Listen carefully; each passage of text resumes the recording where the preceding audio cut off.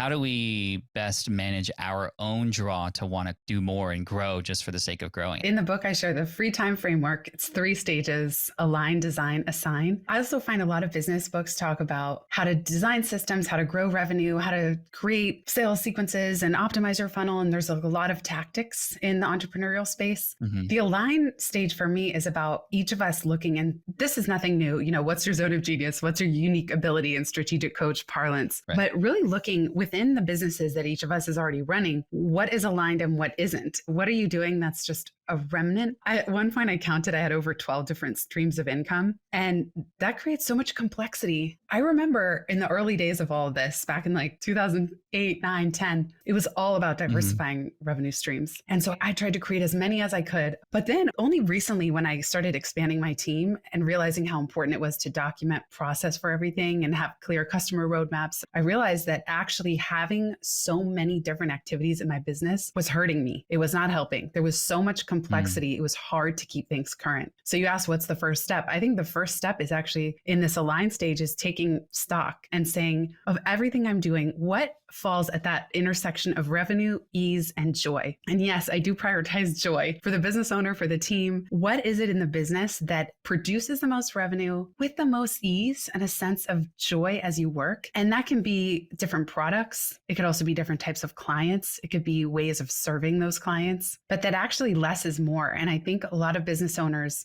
we start out with so much in the beginning just to see what's going to get traction, what's going to work. And then we never really pare it back down. And that's what creates a lot of this chaos.